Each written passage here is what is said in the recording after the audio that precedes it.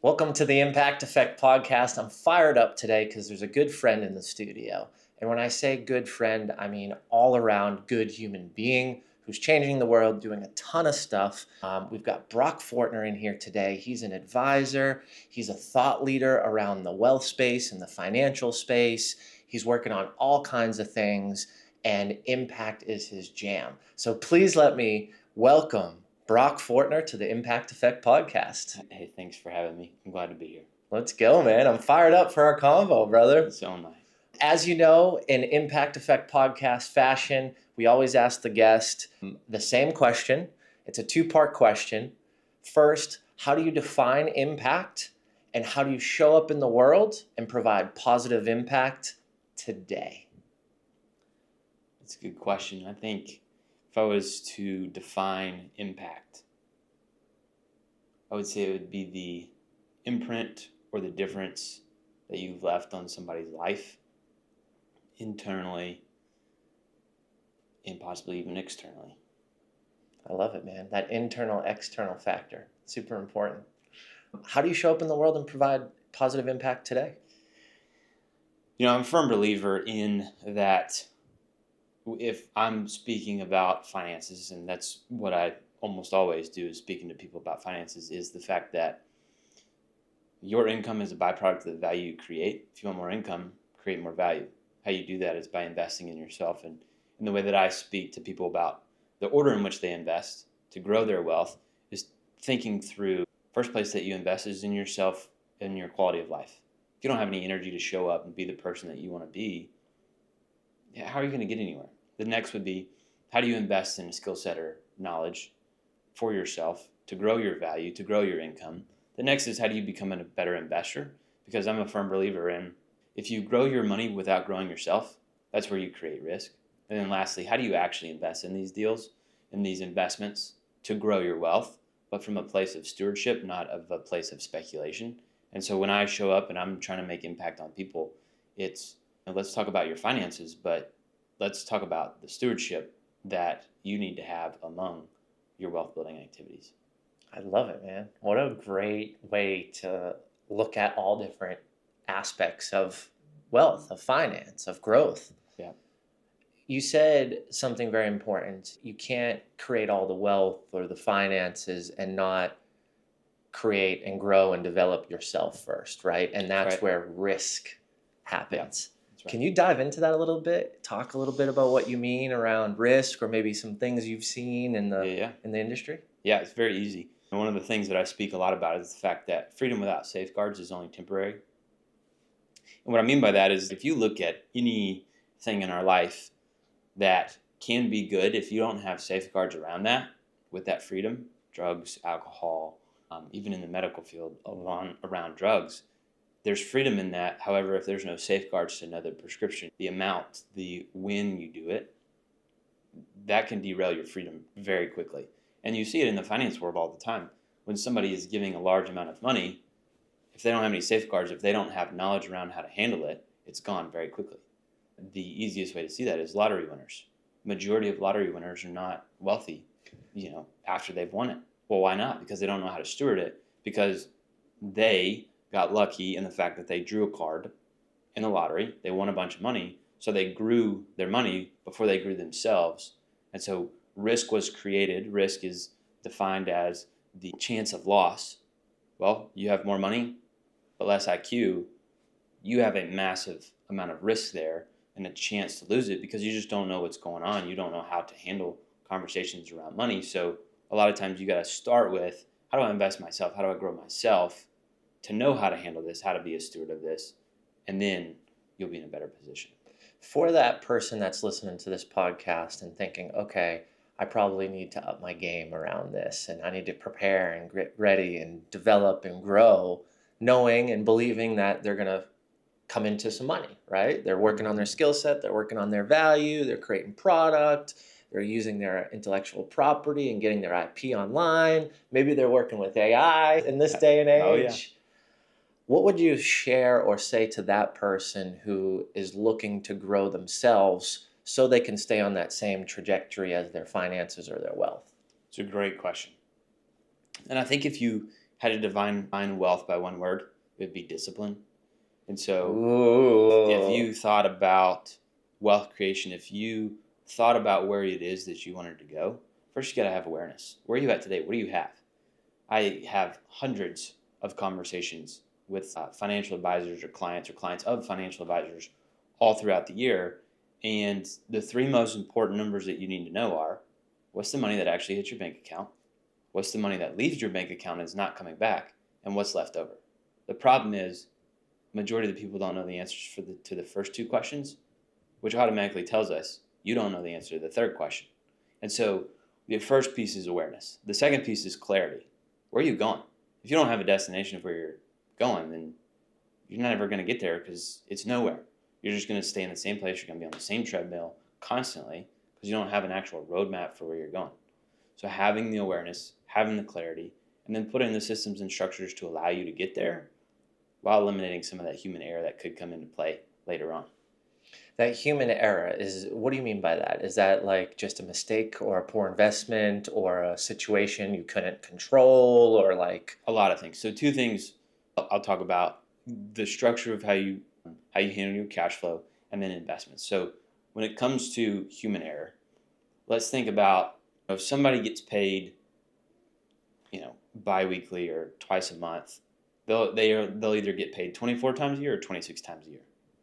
If you're looking at a 20-year-old who just started their career, and let's say that they go to the traditional age of 65, that means for 26 times over 45 years, so 45 times 26, they have to make the decision to move money from their paycheck and pay themselves first. I don't know the math off the top of my head for that, but I can tell you that's more than 100 times. Yeah. Human error is going to creep in there somewhere, whether that's through lifestyle creep or you just forgetting to move it and you get lazy, so you just put it there. So one of the things that we talk about, we've got a 3-part cash flow framework with all of our clients, where number one, we separate our income from our expenses. Set up your income reservoir. Your income should not be deposited in the same account your expenses come out of.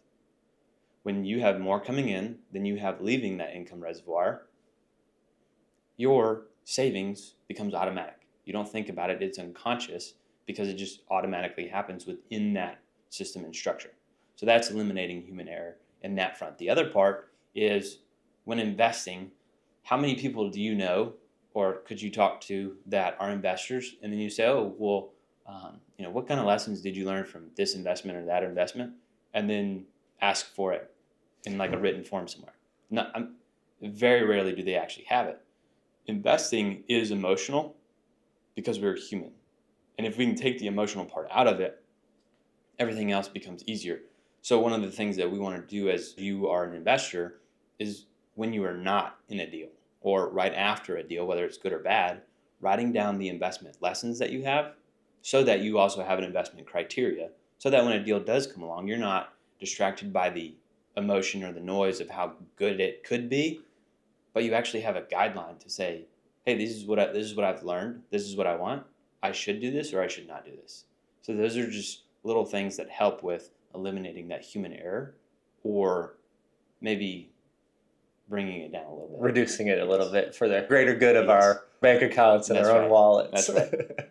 I love how you broke that down, man. It was so simple, clear, direct, concise.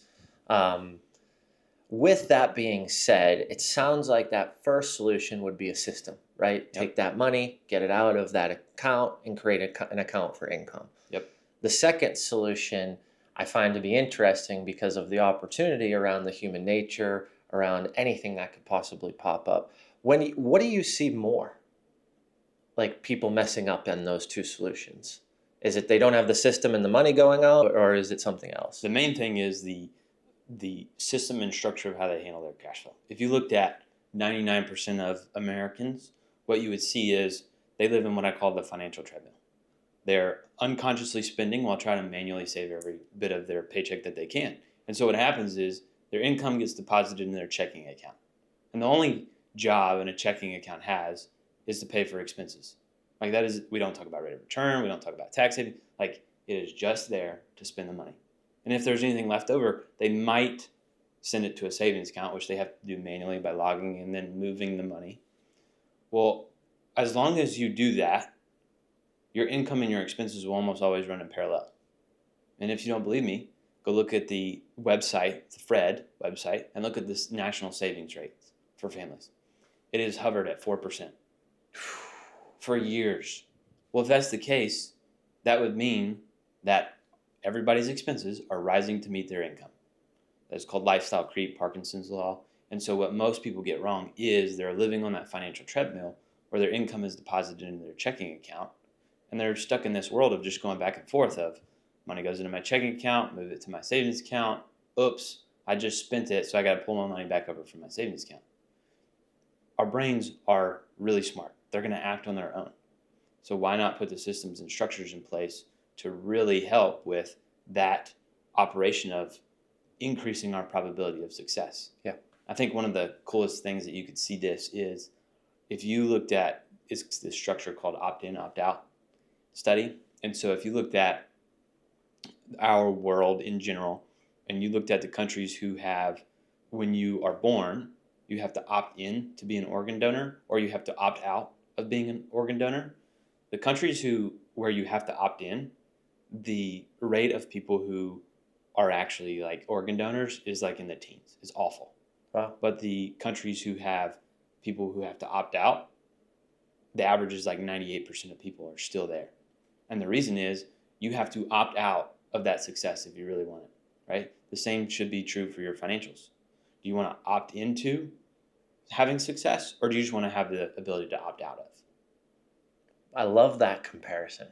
It breaks it down to almost, I can visualize it. Like I'm thinking of the in and out, and it's funny because every year I will look at my expenses and I'll go through them and I'll look at in business and personal and I'll look at the P&Ls and I'll look at everything and I'll find a couple things that I don't need and I need to discard, and I'll talk about it, right? I'll say, oh, I thought, I thought I canceled that. Yep. Or I didn't. And that's human error. That's what you're talking about, right? It's Yeah. like, oh, I totally thought I did that. Or Absolutely. maybe if I went to go do it and I'll give you an example. We don't have Netflix anymore. And we went to cancel it and it was this process and I couldn't do it on the TV, and then I had to get my login and my password and I had to do it on my phone, and I don't have the app downloaded because I don't really watch stuff on my phone late at night. I'll fall asleep to it if it's mostly a podcast. That's why we got rid of Netflix. Yep. But it was a process to do it, and I was like, man, I already did that. And then I thought through it even deeper and I was like, I didn't. It was like 2 or 3 steps and I didn't get to the third step. Absolutely. But that's by, you have to know that that's by design. So that's strategy of their business. Yes. Yeah. So I sit on the board of a large fintech company, and it's fascinating to see like the actual behind the scenes items of what's going on. And so every piece of financial technology, every piece of consumerism out there right now is making it easier for you to spend your money. How do you unconsciously remove yourself? Like, it used to be, you'd have to pull out your wallet, you'd have to write a check, then it was cash. All you got to do is double tap your phone, and then you're good to go. Reduce friction. Yep, reduce friction, and then you're good to go. And that's where lifestyle creep happens, and a luxury once enjoyed becomes a necessity. And, say that again. A luxury once enjoyed becomes a necessity. Ooh, Yeah. Ooh, I got goosebumps thinking about that one, man. So you have to be aware of the fact of like everybody is coming after your money. You've got to put the systems and structures in place to build the moats around your financial castle. It's up to you. Nobody else is coming to save you. So you've got to figure out how to do it on your own. It's funny you say that, like the reduction of friction and the opportunity to create stickiness around a product or a service. And I see it more and more now as monthly reoccurring revenue, subscription models, right? Everybody's talking about, well, just go sit on a beach and just get your MRR, right? Your monthly reoccurring revenue. Yep. And so there's so many products aligned with that strategy. And I believe it's a great strategy if it's being used and if it's not hiding at a low tier or $20, $30 fee a month and you're not using it, right? Right. But products are being built strategically for that. Yep. I'd love to ask you this question. I'm sure it's going to get you steaming. I didn't realize how bad it was until maybe 5 or 6 months ago when I saw an article about how you can make payments on DoorDash. So you can order food to your door and you can cut it into 4 payments and pay an interest rate on it. And my thought process was, are we really here, America? Like, this is really where we're at? Yeah. Not only have we gotten to that luxury of being able to call in food, and I'm guilty, right? Like, I've ordered Uber, I've ordered DoorDash, and it can fit and solve a problem, but a majority of people are able and fit and capable, Yeah. and they're just choosing not to. Yeah. And then you look at the expenses and you look back at, well, how much did you spend? Mm-hmm. And then what is the quality of that experience? And are you really just that comfortable in utilizing a service, or are you that lazy? And I think that's a question that's really hard to ask internally. For us, like, it's funny we're talking about this because, and I know I've shared this with you, because we get coffee and we go to barista parlor and I'm like, I'm 30 days, I'm not buying coffees, or I go in these little challenges. Yeah. Because I think consuming outside of the household, consuming what I don't know are the ingredients, all those things, right? They do mess with my mind a little bit. 1,000%. I find clarity in knowing and challenging myself to not do things that will either hurt my mind or my headspace, or it's a financial decision sometimes, right? Yeah. Last time we talked, I said, hey, I had a deal go sideways and I'm pulling back on some things, and for my health, but also for the wallet. Yeah. And I'm not afraid to admit that stuff, right? And I think that's really saying, I see a lot of issues with finances and folks. It's that ego.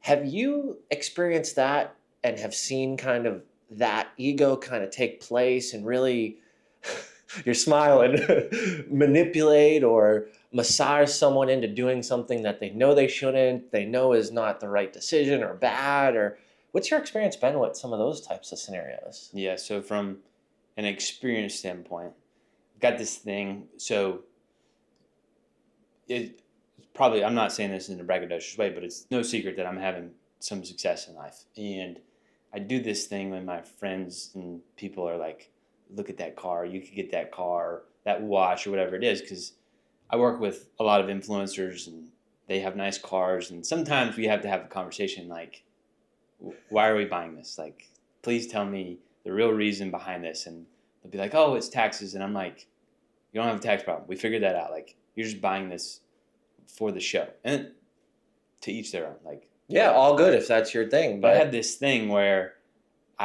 anytime I do see something where it's very easy to get in that situation, I always just say out loud, I could, but I'm not going to. I would, but I'm not going to. I can, but I won't. And saying that out loud in front of people, in front of myself, really helps me to stay grounded in like, hey, it would be really nice to have one of those things. Like, I really want the watch. I could buy the watch right now, but there's no reason to. Yeah. Like, why am I actually buying the watch? Is it because that I actually want it? Or is it because I want it so that other people can see it, so that they can be like, oh, look at Brock and his status of where he's at? And so the thing also comes down to talking with clients and other people's clients around their cash flow and some of the things that they're purchasing them. And it's a hard conversation to have sometimes, because sometimes, you might not be in the same spot as your friends because their career is different than yours. It's like, well, I want to keep up. I want to keep doing these things. I can just put it on the credit card and I'll pick it up later. Man, if you just put your head down for 10 years, which sounds like a lot, but in the grand scheme of things, 10 years is a whole lot shorter from 30 to 40 than 30 to 65. Oh, yeah. If you just put your head down for 10 years, 7 years at least, you'll be fine in the long run. Give up a little bit in the short term to have a lot more in the long term, and you'll be totally fine through it all. And don't worry about what other people think, because at the end of the day, they all have the same problems. I promise. I have clients that literally make $1 million a month, and then we have the exact same conversation as the person who makes $100,000 a year. Yeah. And all it is just different numbers. Everybody has the same things that they deal with mentally. Like, I promise, it's going to be okay. You just have to be a good steward with what you've been given. It reminds me of what you said earlier around investing is discipline, right? And investing in yourself. Yeah. investing in your future, investing in your finances, investing in your mind. And as I'm hearing you say this, what really has kind of dropped into my heart is like, are you working on the inner or focusing on the external? Because that person, like, dude, I don't even want a Ferrari, right? Like, I rented a Ferrari. It was great. It was awesome. It's cool for like the first little stretch, and then you're done driving it. Dude, yeah, we got it for the wedding, and like Yeah. I did it for 3 days. I didn't even drive it the third day. Like I just like drove it back to the place by myself. Like, and I was like, all right, that was cool. I'm so glad that I did or tested it or tried it, because at one point someone literally was like, oh, you should get the cars and this, and then this guy got a car, and then my buddy got like the Corvette, and then this other guy, like, to what you're saying, I'm like starting to think about it, and then I had to sit with myself internally. I'm like, I don't even care about cars. Like, I really don't. I don't care about houses, right? From a guy who sold real estate for the last couple of years and did pretty all right, like, I was never attracted to the house. Yeah. I was attracted to the asset. Yeah. Right? And that's why my tagline while I was in real estate so heavily was like a plan for your future. Yep. Because I want to talk about, what are you doing in 2 years, 3 years, 5 years? Why are you buying this? Are you going to start a family? Are you not going to? Right? Like, what is the plan for this asset? Yeah. Not the emotional trigger of, Yeah. I really like the color of that wall. That accent Yeah. wall is sexy, man. It's like, Yeah. But I think a lot of this comes back down to the clarity around what it is that you want. If you ask most people about their 10-year vision or their 5-year vision or even their 3-year vision, they wouldn't be able to tell you. And one of my favorite things to listen to is Earl Nightingale's The Strangest Secret.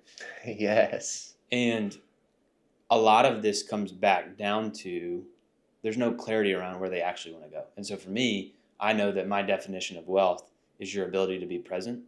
And so everything that I'm doing is a direct correlation to how present can I be. Well, when I have my first kid, Lord willing, how cool would it be if I just said, hey, you know what? I'm going to take off 3 months just to be with the kid because he's here for the first time. He's mine. And I've got the ability, because I have the wealth, to be present in the moment at which this occurred. Not, hey, dude, you want to go ride my Ferrari that you have no idea what it even is? Or break my Rolex watch because you don't know what it is and you figured out how to take it off my wrist and drop it. Yeah. And then me get mad. Focus first on your clarity. Where are you going? What is it you want? What is the life that you want? Who do you want to spend it with?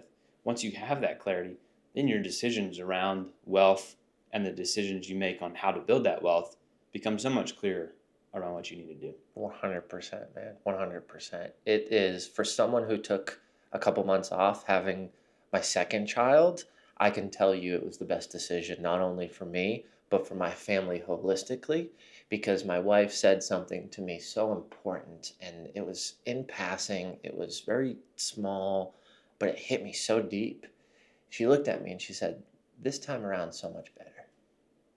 Yeah. Right? And it was because I took off several months and I focused on the family and I was present. I mean, today, before this podcast, I took the kids to the park, right? We went out and I did the naps and we went on the swings, and like, to have that opportunity to do that, understanding how important that is to me, I think so many people are missing it. And I'm so grateful that I get to have conversations with people who see it the same way like you. I'm so grateful for the people in my life who have fucked this up royally, right? Like, I love on them too, because they actually told me, Jim, don't do what I did. Yep. Like, you don't want to feel this way at 52, right? You don't want to miss the birthdays. And for me, yeah, I made a career change. I'm not selling real estate, right? Still got a license, do my own deals here and there, help some friends, but like, that was not going to allow me to be present in the lifestyle I wanted to build and create. Yeah.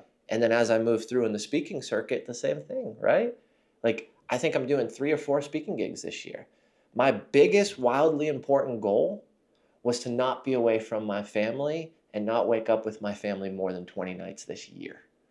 My first goal, before anything related to finance, before anything related to money, because that's where I wanted to invest. That was my clarity. That's my wealth. And I appreciate hearing it from you and from a gentleman who is yet to have children, knowing, and it just puts a smile on me knowing and believing how present you're going to be. Yeah. right? Because we need it more than ever. Oh, yeah. And with the distractions in this world, we're fighting them. Our kids are fighting them. And both people are starting to move away from each other. And I have to be that conduit to bring us back together and bring our family together. I'm glad we went there. I'm glad we talked about family a little bit, right? Because investment's important, but investing in yourself, like Right. you said, investing in your presence, investing in your clarity, that supersedes it all. Absolutely. You had talked about 3-year, 5-year, 10-year vision. What's Brock Fortner's 10-year vision? That's a big question. The role that I have now with a couple of different companies that I have, growing more into that, but I would say more of a leadership role to where there's a lot of people asking to work with me, or I don't like saying for me, but they would be employees of mine, is a lot of fun. And to think about how I could be a leader for them and with them to other people, because, right now I can only see so many people within a year. But if I can consistently pour into others and we understand the philosophy around how we build wealth, why we're building it, and then they can pour into other people, then that makes the vision so much greater. And, that's the main goal that I'm after right now, is that within my financial planning company. But then I have some other companies off to the side, some of which I can't talk about yet, but they're growing and they're phenomenal and they're great in what they do.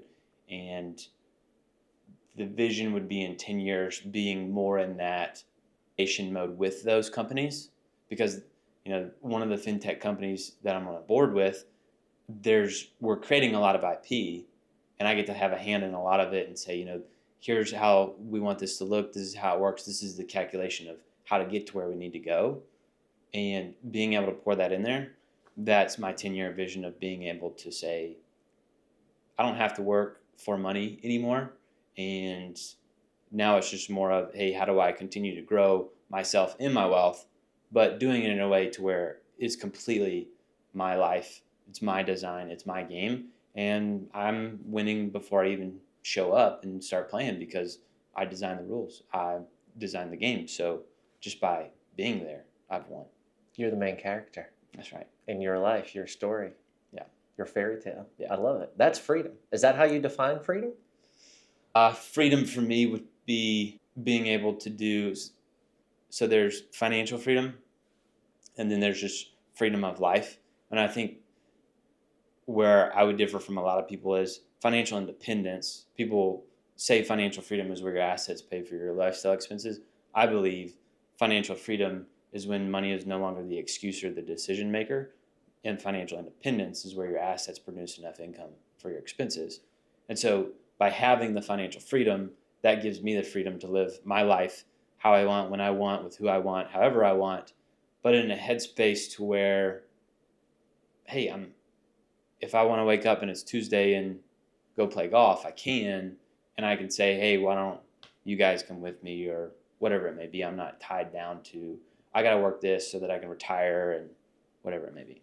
Yeah. It's that level of you dipping your toe in and dipping it out with what makes sense in the moment, that aligns with you, that isn't predicated on, well, if I do this, I can't do this, or if I do this and it's got to make this, or this has to happen. It's that true, it's almost relaxation and comfort. Yeah. In one way, shape, or form. And I think we're all kind of searching for that in some way.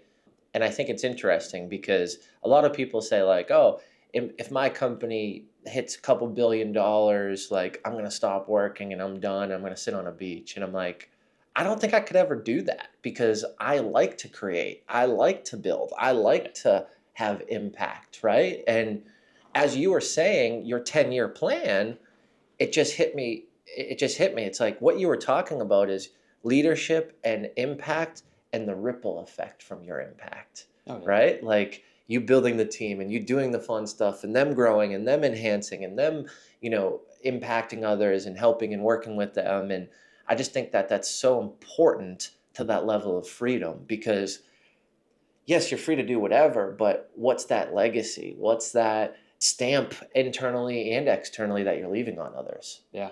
Are you doing the things in life just to stack a dollar on top of a dollar? Or are you actually doing something to create an impact in other people's lives? And yes, you have a ripple effect on the world around you. And I speak about my faith a lot. And one of the things I've always been taught was a blessing is not unto you, but it's through you unto other people. And so when you've been given something and you're able to steward it well and you've been given more, there's no reason why you kick it up on a beach somewhere. And I've been blessed to speak with some really interesting and fascinating people in the world of finance that a lot of people would know. And um, I'm part of an investment group, and we were at one of our in-person events retreats last year, and we were going over the amount of people who were in the room, and we talked about of people in the entire world, there's like 400,000 people worth more than $100 million. And we had double-digit people in the room. And then of billionaires, there was like 20,000 people. And we had, like, you could count them on two hands how many people were in the room that were those guys. And every single one of them, if you ask them after they've exited or they've created this wealth, what's like the longest that they've gone without working? Nobody can get past 18 months because they realize, hey, I have so much more to give. I've got things to do for this world where I can give back. And, if you do kick it up on a beach somewhere, science shows the earlier you retire and the earlier you kick it up and remove yourself from society, the quicker you die, the quicker you get sick.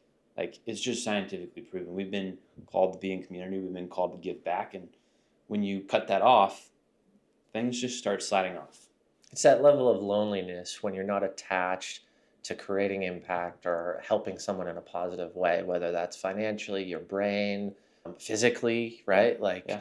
And that loneliness, I mean, that is the silent killer. Yeah. And right? I think I was talking to one of my mentors coming here, and we were talking about the fact of retirement. And if people didn't know, retirement came from the German society in the industrial age, and they needed the older workers to get out of the factory so that they could get more efficient workers back in there. Well, nothing's changed. Everybody's still stuck with retirement of, I'm going to retire at 65 and stop. To me, retirement sounds good to somebody like in the military or a professional athlete. Their body gets torn down. They need to retire and go do something else. But in our world of just regular, everyday living people who go to work, who do a job, they're not getting beat up. They're not doing all this stuff. And what's weird is they get to retirement and they're far wiser than they were when they started. So why would you stop when you have the most to give back at that moment in time of, hey, look how wise I am. My brain just keeps getting better. But you know what? See, yeah, I'm done. I'm just going to retire from this. It's one of the things that upsets me the most in life is wasted talent, right? The person who, and I can go into a million sub cases and use cases of people I love who aren't even on this world anymore, right? And it's the football player who breaks every record and then gets addicted to Percocets and shoots heroin and dies at 28, right? It's a good friend of mine. Literally broke every record in our high school. But it's wasted talent. It's not giving back. It's not leveraging and using what you've earned, what you've built, what you've structured, what you've sacrificed. Yeah. Right? Like at the end of the day, wasted talent is you've made so many sacrifices and suffered and these experiences and went through loss and made mistakes and heartache and you lost friendships and mentors and right, we go through all these crazy things related to our life and you get to this point where you have all those experiences, you have all that knowledge and you don't use it, you don't share it. It's almost like you bottle up yourself and your soul and then your soul says, well, okay, you're never going to pop off the top. So let's just end this thing and hopefully you go upstairs, not downstairs, right? Hopefully, yeah. But at the end of all of it, it's like, why would we live a lifestyle like that where we work, we build, and then we get to that top tier performance level and we don't leverage and use it? Yeah. It's almost stupid to me when it comes from a business angle or a strategy angle, it's stupid, let alone from a human to human element, right? That H to H, not B to B or B to C. Yeah. So it's just something I couldn't agree more with. All right, last question as we wrap up. Something I've been thinking about as we've been talking through and kind of going into personal development and financial development. You invest a lot in yourself, I do. Right? You every time we talk, you're sharing knowledge. You're saying, "Hey, I read this book. You brought a couple books over today to give me." Sharing is caring in your world, I Yeah. believe. I've seen you do it over and over. I've seen you not only do it for me and our friendship, but for others. Why is that so important to you? Investing in yourself and then taking that and sharing it with others. It's a great question, Jim. I'm gonna keep that stunner last. But it's something that I've noticed with you, man, a lot. Like you're always pouring in and you're sharing. Like there's even been times where you're like, dude, read this, or I got this excerpt. Just the other day when we talked, you were like, go check out Carrie, Hmm. right? And I'm on his newsletter now and I'm looking at his stuff and I'm like, oh, this is cool. It's natural to you. Yeah. Why do you think so? Why do you live that way? I think it was a gift. That's just one of my gifts, I think, is just being giving and sharing what's out there. But I think mental capital times relationship capital equals financial capital in my world. And when you come from a place of abundance, you're going to share everything. And if I broke this down into a economic point of view, this is how I see finances, how I see everything. But if you looked at our economic world, and if everybody hoarded everything that they had of all their money, our world would shut down. But the more our what they call velocity of money, or the more our money transfers hands between businesses and people and jobs and everything else, the more thriving our economy. Well, the same is true, I think, within our personal economies of not only our finances, but also how we share and how we're abundant. And at the end of the day, some people are like, well, if I give my best idea away, they're going to take it. And to which I had struggled with that bad. And my mentor came to me. He goes, "Have you ever heard of Mongolian plumbing?" And have you heard? No. So Mongolian plumbing is, you had Genghis Khan who went across the world and killed everybody and took over and pillaged and plunged everything. Well, when he got to, I think it was Rome or whatever, he found that they had toilets and they could flush and they had sewage and everything. They thought it was the greatest thing ever. So what they did was they took the toilets back to wherever they were at, and they were like, guys, check this out. Like, come test this. And when they went to go flush, nothing happened because they didn't have the actual system to support and the knowledge to go around the actual plumbing. So Mongolian plumbing is, yeah, they might take your ideas, but they don't know how all of it goes together. So don't be afraid of sharing what's going out there. And if they do it right, you'll share it. They'll bring it back to you, and you can really have an exponential effect on everybody else around you and collaborate, co-create, instead of, hey, I'm just going to hoard this and be able to just share with my little circle. So I think overall, I think the more you share, the more abundant you are, the more you are a producer in this world rather than just a consumer. There's more to go around everybody, and to bring it back to like your world is, if you can make that impact and push somebody's world further, there's no telling what something could happen because of that. Mongolian plumbing, man. I love it. I never heard that before. It makes so much sense. And you're right. Like, I think for me, there was a period of time where I wanted to hoard and hold everything. Yeah. And now I'm at this point where I'm like, and I see this in a lot of the courses, a lot of the training I'm doing, a lot of my IP. It's like people buy it, they get it, and then they still want to hire me and pay me 4 times more Yeah. to do it with them. So it's Yeah. like there's literally a process that I've seen and been in that still comes back to me. Yeah. And those people who maybe not have gotten that or gotten that information or that share or that knowledge because I didn't deliver it to them, well, would they ever come back to me? Would they ever purchase from me? Yeah. They don't know me. They don't like me. Yeah. They don't even trust me probably Yeah. at that point. Yeah, exactly. Man, what a great conversation, brother. I appreciate you being here. Is there anything you want to share with the audience before we wrap up? I think we did a great conversation, and we might have to do another one. So I think that's a good place to end, and thanks for having me. Of course, man. Thanks for being here and excited to do it again, brother. Me too.